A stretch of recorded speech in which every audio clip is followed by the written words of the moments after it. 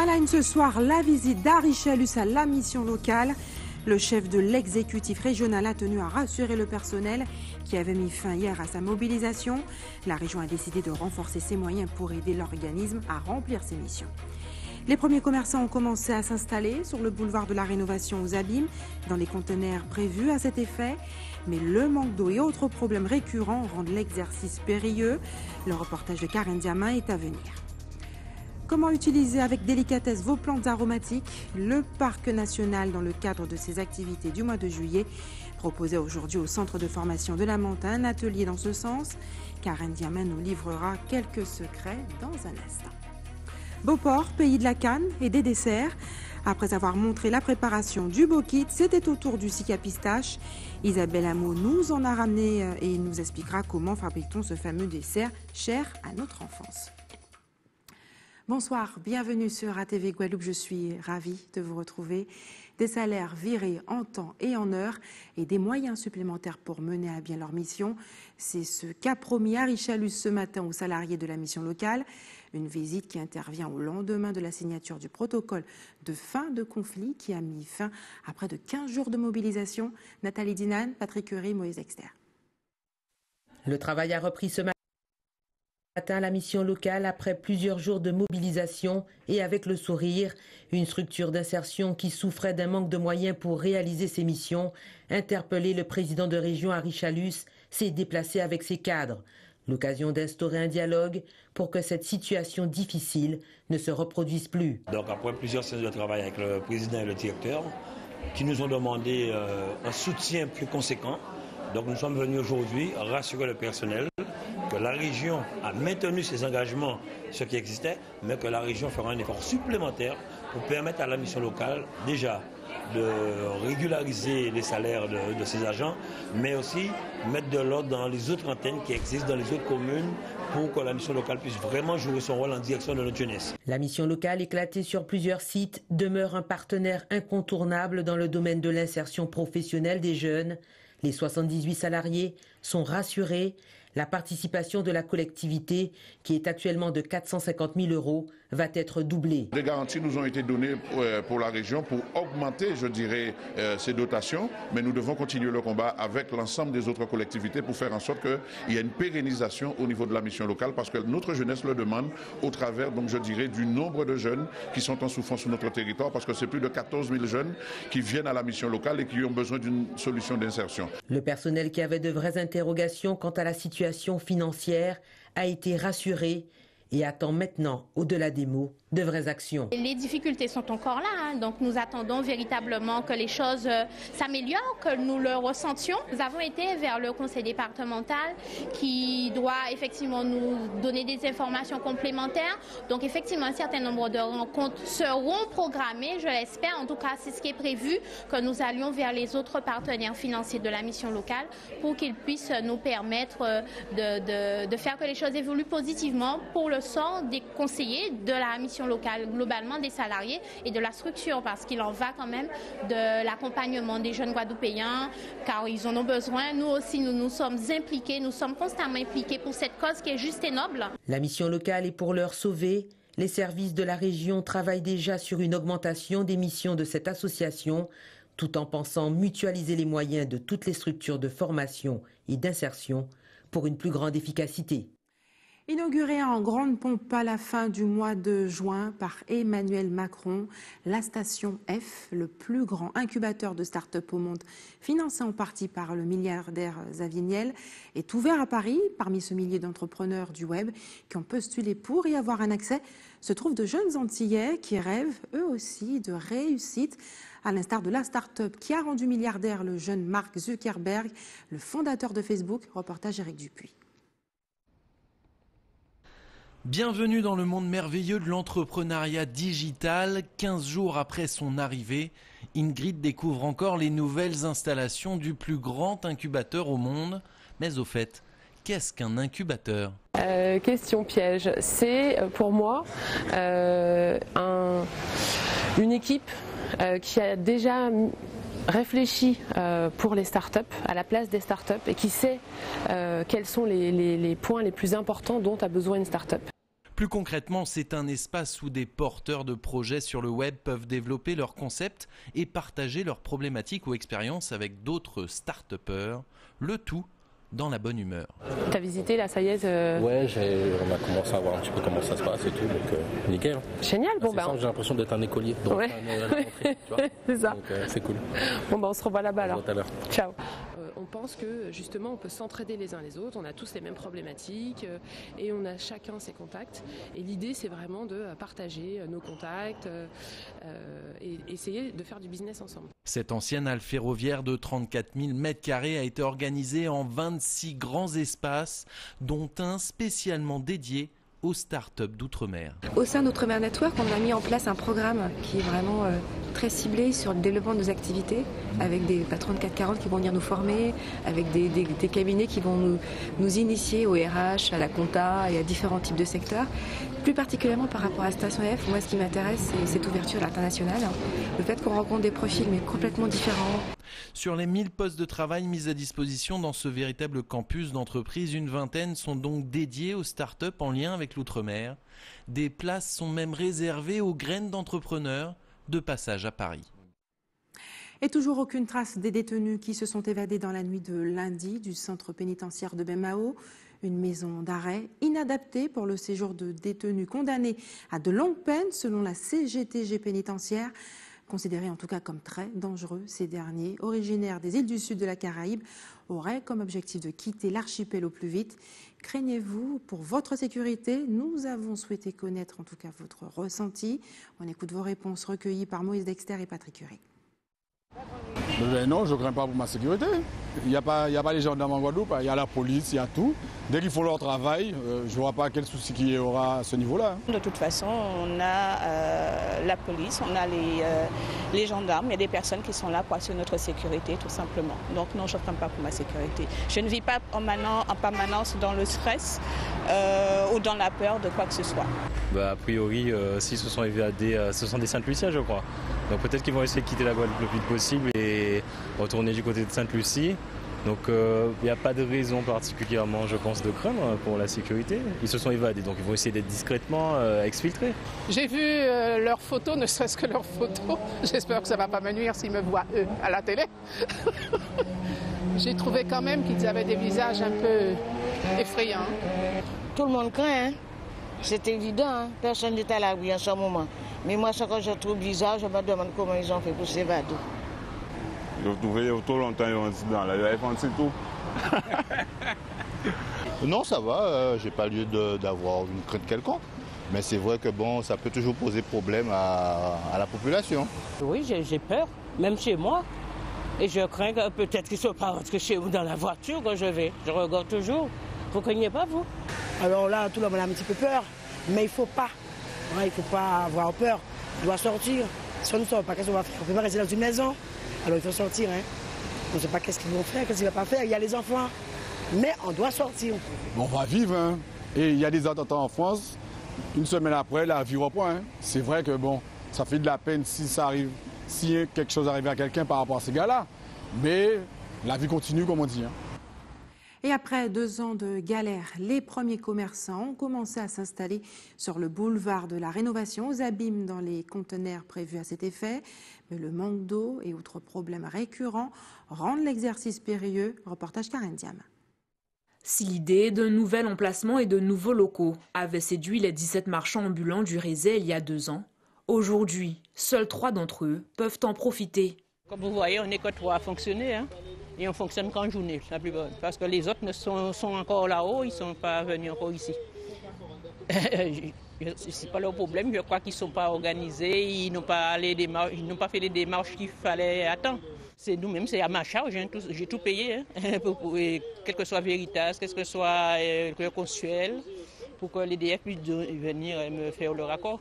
Comme elle, Jude a lui aussi dû mettre sur la table ses fonds propres pour redémarrer son activité, en large baisse depuis le grand déménagement en avril 2015. Pour l'instant, je dis qu'on ne travaille pas. Hein. On ne travaille pas. Ça fait déjà 1 mois que nous sommes pas ici, la clientèle ne suit pas. On était là-bas, la clientèle n'a pas suivi, on est par ici, la clientèle ne suit pas. Donc c'est seulement sur le boulevard qu'on travaillait. Normalement, ils ont dit qu'ils prenaient tout en charge et puis que c'est on aurait eu à payer notre eau et notre électricité. Mais au départ, c'est quand on arrive, c'est tout est bien installé. À cela vient s'ajouter le manque d'eau qui contraint les 3 restaurateurs à user de débrouillardise pour préparer leurs nombreux plats. L'eau, jusqu'à maintenant, ça fait à peu près un mois que je suis installée. On nous a promis que l'eau serait là, mais jusqu'à maintenant, on attend l'eau. On est obligé et on sait qu'en restauration, c'est l'essentiel, c'est l'eau. Eh bien, on fonctionne sans eau, avec des bidons. Maintenant, on se débrouille parce qu'on nous a poussé là-bas. Il fallait sortir. Alors, il fallait bien trouver un moyen pour pouvoir travailler. Ben pour l'eau, on est obligé d'attendre la mairie avec la mairie, quoi. Et sinon, on a des bidons d'huile qu'on nettoie bien propre et qu'on shower tous les jours. Ben, on est obligé de prendre au minimum 3 bidons d'eau pour qu'on puisse nettoyer, qu'on puisse... En octobre prochain, les occupants de ces nouvelles baraques devront verser un loyer mensuel à la municipalité, une échéance qu'ils comptent bien repousser tant que les promesses ne seront pas respectées. Contactée, la municipalité n'a pas donné suite à notre demande de commentaires. Et en Martinique, les militants de l'Assopamar sont une nouvelle fois mobilisés. Cette fois, c'est sur le site du port Coé qu'ils manifestent. Ils dénoncent les conséquences désastreuses sur l'environnement qu'aurait un chantier mené par la CACEM, gestionnaire du site. Les travaux ont été interrompus à leur arrivée. Les explications de Guy Raphaël René. C'est la construction de cette route en bordure de la mangrove qui a mobilisé les militants écologistes. Ce matin, ils ont exigé l'arrêt des travaux qui ont déjà entraîné la destruction d'environ 300 mètres carrés de végétation. Nous sommes venus ce matin pour arrêter ça et nous leur avons dit que dorénavant, nous n'accepterons le début de travaux que lorsque le projet sera ficelé et aura suivi toutes les procédures. Parce qu'ils nous ont envoyé un courrier nous disant que le projet est à l'étape d'étude. Donc il n'y a pas encore de projet. L'Assopamar dénonce aussi un chantier de dépollution mal géré par la CACEM, nouveau gestionnaire du site depuis mars dernier, l'État étant le propriétaire. Tout ça c'est un terre-plein, tout ça c'est un espace de travail technique pour mettre les bateaux à terre. Ah ouais. Toute la mangrove là alors. Toute la mangrove. Et regardez santé mangrove là. Il l'appelle mangrove dégradée. Ah donc bon, on peut la tuer. Oui, voilà. Dégradée. Oui, dégradée. Elle est en train de repousser. Depuis l'arrivée de la CACEM sur les lieux, des études sont en cours pour rénover le port de Plaisance dont le nombre de bateaux est passé de 80 à 200 entre les années 2000 et 2010. La ville du Lamentin était le gestionnaire à l'époque. Aujourd'hui, l'occupant historique Pierre Galette de Saint-Aurin, lui-même visé par une procédure d'expulsion, s'inquiète de la tournure des événements. Il préconise le retour à un port de petite capacité pour mieux préserver l'environnement. La CACEM a déposé un projet pour pouvoir envisager de faire les études de ce qu'ils vont faire ici. Et ils disent dans leur projet, on ne sait pas exactement, mais il va falloir qu'on détruise peut-être 5000 m² de mangrove. Donc on ne sait pas encore ce qu'il faut faire, mais il manque déjà 1 hectare. On ne passe pas de 80 bateaux à 200 bateaux sans une atteinte importante sur la mangrove. Si à la CACEM, l'élu en charge du dossier n'a pas souhaité commenter la situation, cet après-midi, les militants de l'Assopamar ont poursuivi leur mobilisation au conseil communautaire qui s'est réuni à Fort-de-France. Restez sur ATV Guadeloupe. Dans quelques minutes, les plantes aromatiques nous livreront leurs secrets. Et puis, séquence fabrication de SIC à pistache à Beauport, pays de la canne, mais aussi pays des desserts. À l'instar de nombreuses communes de l'archipel, la ville des Abîmes n'entendait pas négliger ses lauréats. Elle a organisé cet après-midi au complexe Joseph et Patrick Cellini de Bois-Ripaud une cérémonie de remise de récompenses de diplômes. Au total, 546 jeunes ont été encouragés. Nathalie Dinan et Patrick Curie ont assisté à l'événement. La ville des Abîmes se fait un devoir d'honorer chaque année les nouveaux bacheliers, mais aussi les BTS, licences DUT, master et doctorat. Nous sommes fiers de les accueillir, mais surtout de les accompagner, parce qu'il y en a beaucoup que le CCAS accompagne aussi au cours de leurs études. Aujourd'hui, nous leur offrons un cadeau, mais il y a aussi l'accompagnement qui est mis en place tout au long de leurs études, parce que nous ne voulons pas entendre comme cela se faisait autrefois. On n'a pas pu mener des études parce que nos parents ne pouvaient pas. Parmi les nombreux cadeaux, un bon d'achat de 100 €. Pour les meilleurs, des bons de conduite. Mais surtout, ces récipiendaires bénéficient d'un accompagnement pour étudier dans de bonnes conditions. Alors je suis très honorée déjà d'avoir eu cette récompense parce que moi il faut dire que je sors d'une série littéraire et les BTS que j'ai fait c'est transport et prestations logistiques d'où il y a beaucoup de mathématiques. Donc j'ai dû m'accrocher durant ces 2 années et je suis très contente parce que ça a payé. Ça a été un peu compliqué les 2 ans, ça a été compliqué parce que c'était en alternance et je n'avais pas de banque. J'étais dans une assurance, j'étais la seule de ma classe dans ce cas, mais j'ai quand même réussi avec les meilleures notes en matière bancaire. Donc je suis très honorée aujourd'hui de recevoir cette récompense. Des parcours de combattants pour les nouveaux bacheliers titulaires du Sésame qui ouvre les portes de l'autonomie. Une nouvelle vie commence. Et demain soir, dans le cadre du festival Festidance, les marionnettes géantes de l'association Kanaoa Les Grands Bois-Bois donneront un grand spectacle sur la place de la Liberté au Moule. Un show impressionnant qui est venu nous présenter ce soir notre invitée Nathalie Malo. Bonsoir. Bonsoir. Merci d'avoir accepté notre invitation ce soir. Alors vous êtes la directrice artistique, l'artiste qui va articuler toutes ces marionnettes, metteur en scène du spectacle Grand Bois-Bois, Tijan ou La Parade des Diables. C'est la dernière création de l'association Kanaoa. Quelle histoire nous raconteront justement ces marionnettes géantes ? C'est la geste de Tijan, qui est un personnage très connu dans le conte aux Antilles, mais dans le monde entier en fait. Et donc c'est une histoire qui a été inspirée de contes qui ont été recueillis au cours du 19e siècle, début du 20e, notamment par Lafcadio Hearn. Et tout est parti en fait de la lecture d'une œuvre théâtrale que je trouve magnifique, donc du prix Nobel de littérature Saint-Lucien d'Eric Walcott. Une œuvre, qui est mort il n'y a pas très longtemps d'ailleurs. Oui, il y a quelques mois. Il n'y a pas très longtemps. Donc c'est une œuvre de jeunesse de cet auteur qui est inspirée en fait de contes qu'il a entendus dans son enfance à Sainte-Lucie. Et moi j'ai adoré ce texte, je l'ai redécouvert il y a 3 ans. Et depuis, j'ai écrit un texte qui est en fait ma réponse à cette œuvre. Ouais. Est-ce que ces marionnettes nous feront rire, pleurer ou plutôt peur demain Alors, soir ? je dirais que c'est un spectacle qui est assez impressionnant parce que d'abord, c'est des marionnettes qui ont une dimension particulière, puisque certaines font jusqu'à 3 mètres de haut. C'est très inspiré par l'univers, je dirais l'imaginaire de la Grande Caraïbe d'une manière générale, mais notamment pour cette histoire-là, on s'est inspiré de personnages populaires du carnaval de Jacmel à Haïti, et d'ailleurs toutes les techniques de fabrication, enfin de nombreuses techniques de fabrication qu'on met en œuvre dans notre atelier sont propres à cette partie de la Caraïbe, à Jacmel, qui ont des techniques de papier mâché.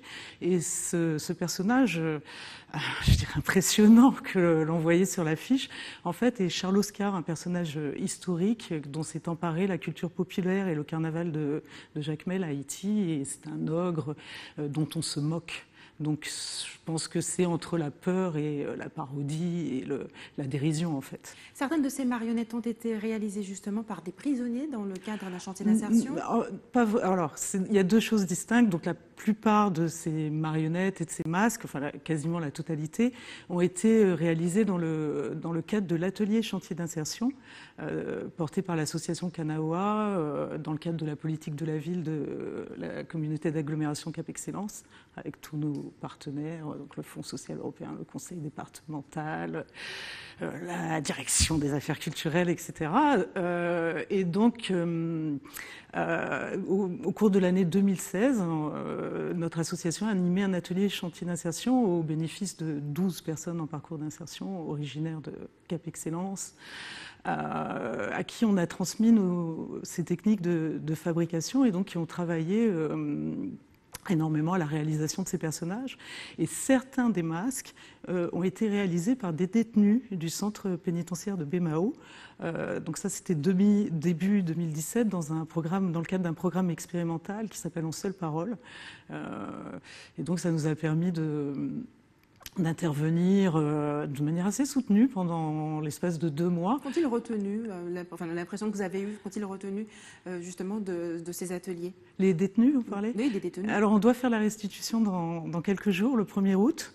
Donc je pense que c'est là où ça sera un peu l'heure de vérité. Mais pour nous, en tous les cas, ça a été une expérience extrêmement enrichissante. Et je pense que pour les détenus, ça leur a permis de mettre en œuvre des techniques facilement appropriables et se rendre compte qu'ils avaient une capacité artistique. On a une vingtaine de masques qui sont sortis de ces ateliers et moi je les trouve saisissants.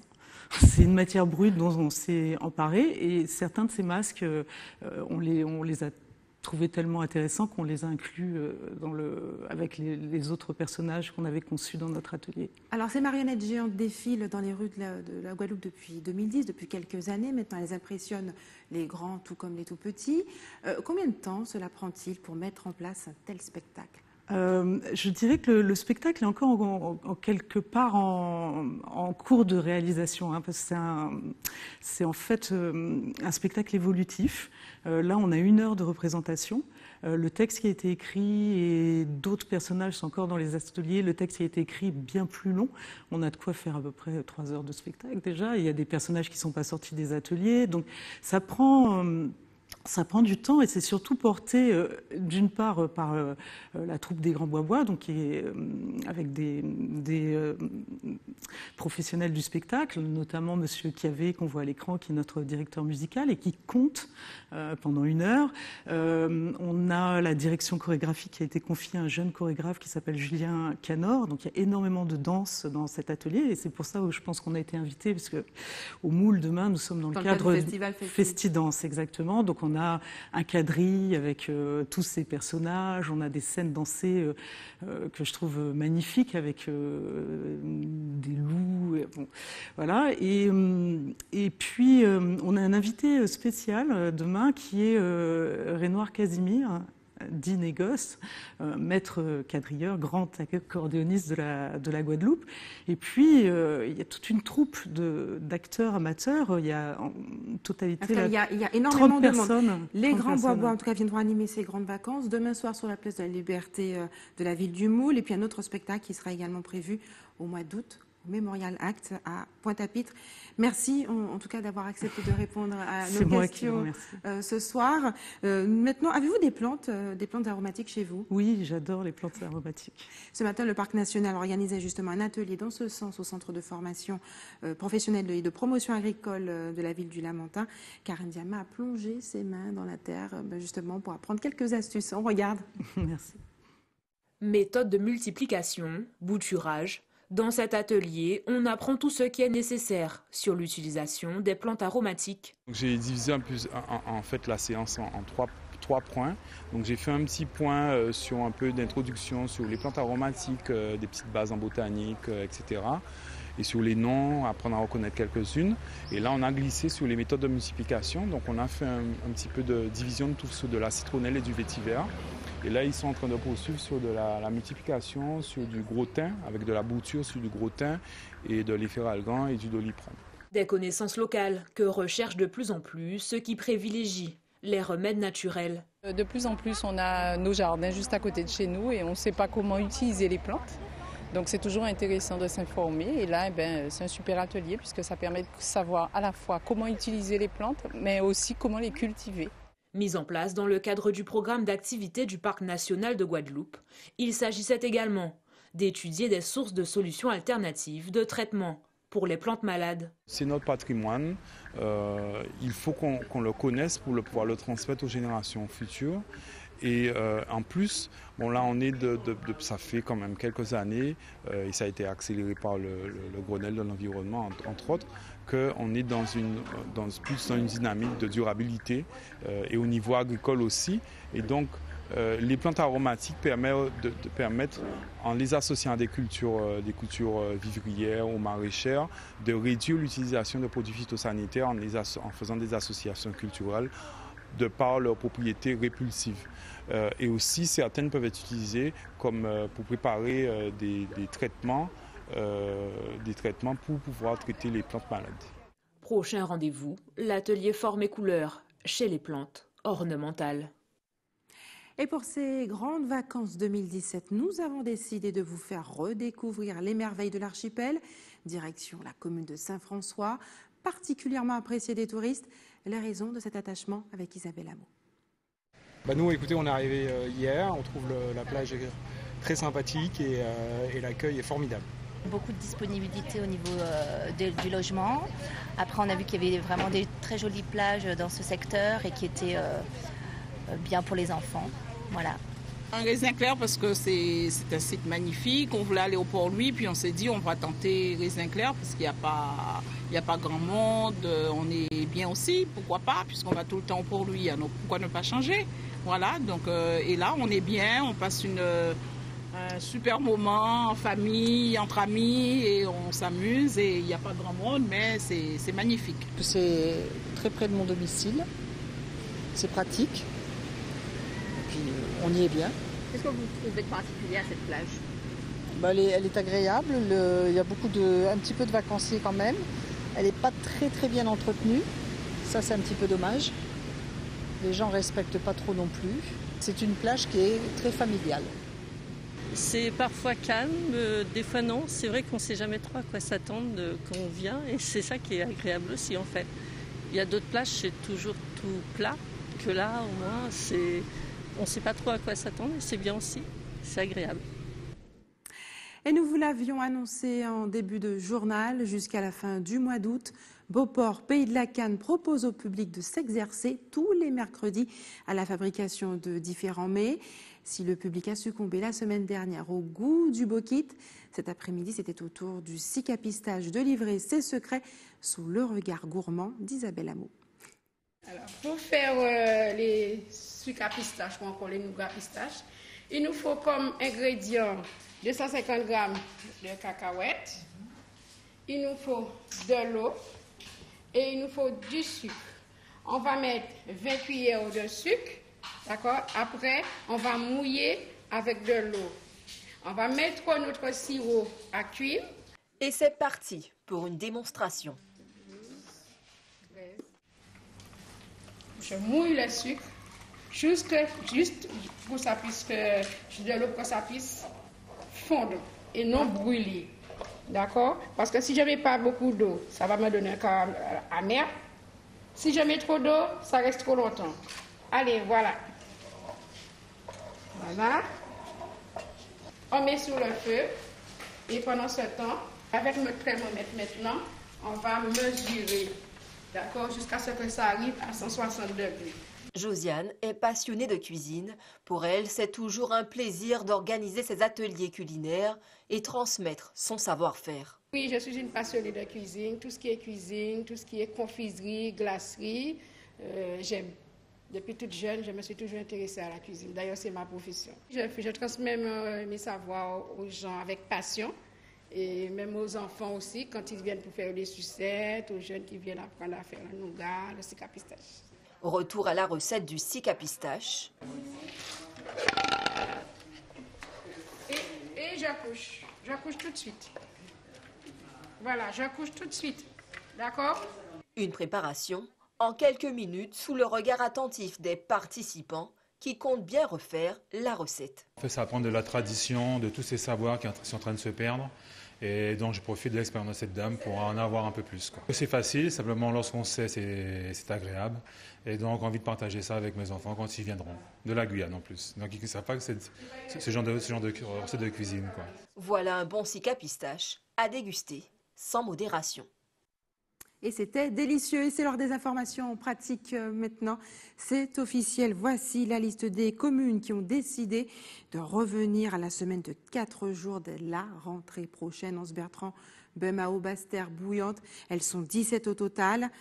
Les 12 autres communes de l'archipel conservent les horaires de la réforme des rythmes scolaires. Et l'équipe de l'établissement français du sang vous donne rendez-vous demain à l'Hypercasino de Desmarais à Basse-Terre de 8h30 à 13h. Et enfin, si vous avez des informations à nous communiquer, n'hésitez pas à nous appeler au 60 11 2 fois. Et voilà, c'est la fin de notre édition locale et régionale. Mais avant de se quitter, je vous rappelle les principaux titres de ce mercredi 19 juillet. La visite d'Harry Chalus à la mission locale. Le chef de l'exécutif régional a tenu à rassurer le personnel qui avait mis fin hier à sa mobilisation. La région a décidé de renforcer ses moyens pour aider l'organisme à remplir ses missions. Et les premiers commerçants ont commencé à s'installer sur le boulevard de la Rénovation aux Abîmes, dans les conteneurs prévus à cet effet. Ils ne sont pas satisfaits. Le manque d'eau et d'autres problèmes récurrents rendent l'exercice périlleux. Et comment utiliser avec délicatesse vos plantes aromatiques? Le Parc national, dans le cadre de ses activités du mois de juillet, proposait aujourd'hui au centre de formation de la Menthe un atelier dans ce sens. Karen Diamant était également sur place pour nous livrer quelques secrets. Beauport, pays de la canne, mais aussi des desserts tout le mois de juillet et le mois d'août. Après avoir montré la préparation du Bokit la semaine dernière, c'était au tour du SIC à pistache. Isabelle Hameau nous en a ramené quelques-uns et nous a expliqué comment fabrique-t-on ce fameux dessert cher à notre enfance. Merci d'avoir choisi ATV Guadeloupe. Je vous souhaite une excellente soirée. On se retrouve demain à 18h50.